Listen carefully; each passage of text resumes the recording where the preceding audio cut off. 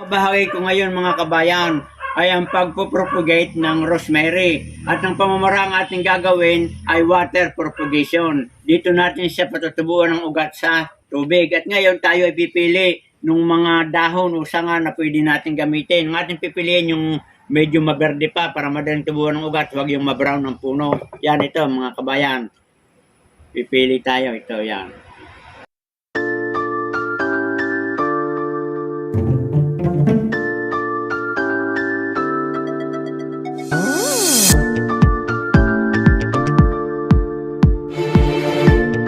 Ngayon naman ay ating lilinisan yung sanga sa puno.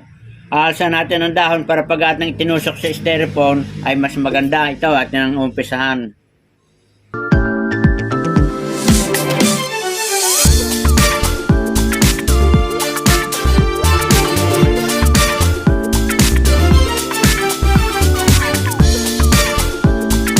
So yan mga kabayan, ganyan lamang ang pamamaraan natin ng pagpapaugat sa tubig. Pag ang ginamit yung styrofoam para siya ay hindi lubog na lubog at hindi siya mapupunggos.